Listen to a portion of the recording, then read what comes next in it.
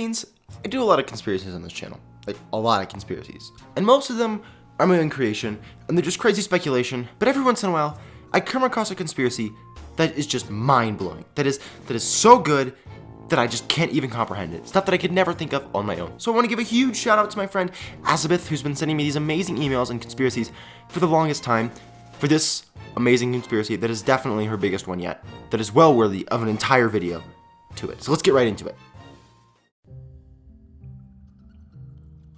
So, to start, we need to go back in time, back to when the first war against the Phantoms occurred. This is when the Phantoms first started invading Jamaa, and then the Alphas were chosen to fight against them. Since this period of time could be considered a war, it would make sense for there to have been many battles. Since there were many different battles, none are really put in the spotlight, and so the Jamaa history just skips to the final battle that ends in a victory for Jamaa. One battle that was not specifically mentioned occurred in the sea. The Phantom Badlands are located across the sea from Jamaa, shown by the map in Play Wild that I've mentioned a few times. So in an attempt to overthrow Jamaa, one of the attacks of the Phantoms came from the sea. The Alphas and Jamaasians fought against the Phantoms just off the shore of Crystal Sands. Back then, Crystal Sands was not rebuilt yet, and was a natural port for warships. It no longer is now because it's a water park. But how this battle plays out is actually shown to us in a very obvious way. The Toy Boat Pond. This item directly reflects this battle. It shows a Jamaa ship against a Phantom ship, in which the Phantom ship eventually loses and sinks to the bottom of the ocean. Furthermore, this item is the prize for the journey book in Kani Cove. This huge piece of evidence is literally given to us. This also explains why there are multiple shipwrecks in the cove, and also why there is a shipwreck so close to shore. After all, there are no rocks or natural obstacles that could have taken down a ship, and otherwise shipwrecks don't occur so near to shore.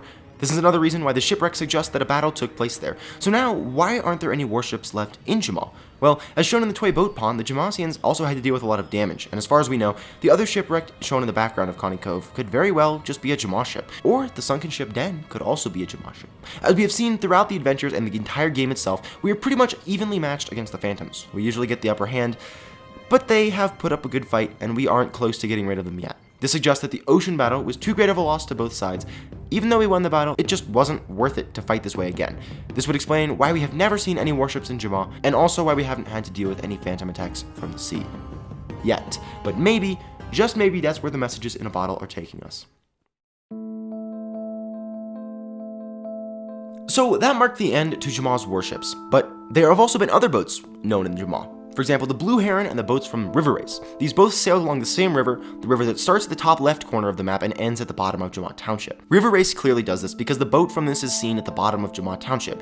Well, that's where you could play the game before it was removed. And while playing the game, the landscape that is on the side looks just like the landscape from the river on the map. They're the same rocks as Mount Shiveer, there's the same shrubbery from Jamaa Township, and there's the same soil from Appendale on all sides of the river. Also, it would make the most sense for the races to occur on this river, because all the other rivers shown on the map have frequent and irregular twists and turns, while this one is relatively straight with only one wide turn. The Blue Heron also traveled along this river. That's the ship that was used as an introductory thing for new jammers for a while before it was replaced by Peck's new introduction, but it gave us a ton of lore information before it was removed. And you can tell this because Jamaa Township appears on the port side, which is your left side, when you dock off of the Blue Heron. Well, this means that the ship could have either traveled upriver from that river that begins at the desert, which we see in the Play Wild map, or downriver on the same river as River Race. Since the Blue Heron is a paddle wheel river boat, it must travel the river that is the same as the River Race river. That is because it must dock in an area that does not have a tide, and the only area in the map that has enough space to lay an anchor and isn't affected by the tide is the area in the upper left hand of the corner of the map, which is where River Race would have started. Also, it is not directly connected to the sea and has enough space or water to be a port. This could also be where the boats from River Race were kept.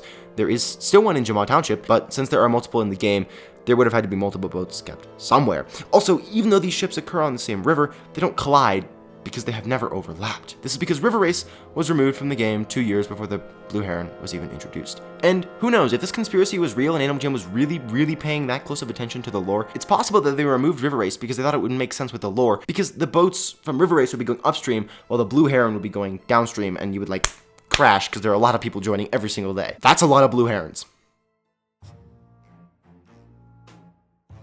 But maybe that's not why River Race was removed, because as you know, all of the ships were taken out of the game that were normally used in River Race. But why?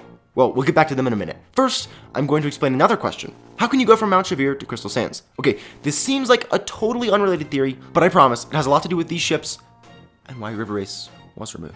So most people know that if you go through the cave in Mount Shiveer, you come out of the cave in Crystal Sands. Some believe that the only explanation for this is tunneling. However, that wouldn't really make sense because then you would have to tunnel through coral canyons and Serapia Forest and the rock and coral canyons, and it would be practically impossible to tunnel through such hard rock and coral canyons. This means that the only solution is that they are connected by a waterway, which could have naturally worn off all of the rock that is underneath coral canyons. The question is, however, why and to what purpose? Well, if you look at the cave in Mount Shiveer, it is right next to the gold that you can find in the journey book.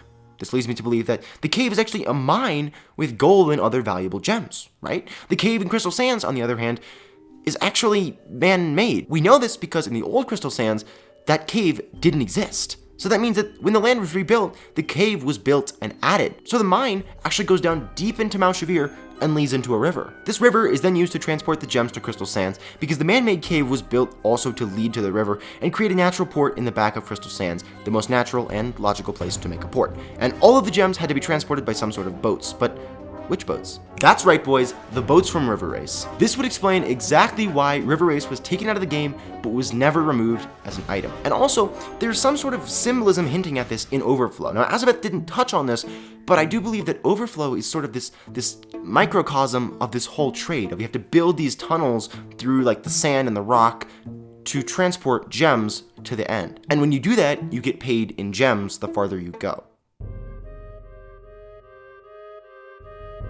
So this route that transports the valuables may seem pretty far-fetched, but there is evidence to support it. Epic wonders. So the river that is most protected because it is in the center of Jamaa is used to transport the wealth of Jamaa primarily to Coral Canyons. Since Coral Canyons is so rocky, they couldn't even make a port or a dock there. So they went to the next closest land, which would be Crystal Sands, which made a natural port, like we touched on earlier, because of its incredibly sandy conditions. This explains why Epic Wonders has the most valuable items in the entire game.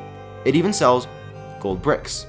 And remember what I talked about earlier? How there's a gold mine in Mount Shiveer? Well, it would make sense that these things were shipped down to Crystal Sands and then brought up to Epic Wonders to be sold as gold bricks. The store is located here and not in Crystal Sands because it's the most protected, and as we've seen from these messages in a bottle, the phantoms are probably moving towards Crystal Sands or Jamaa, and so it's good that we kind of have this closed off canyoned area that can't be reached by docking, which would be possible in Crystal Sands. Not to mention, it's literally located inside a canyon and it's hidden. Have you ever wondered why it's hidden? Well, it's got tons of valuable stuff in there that people spent a lot to collect, and that will explain it.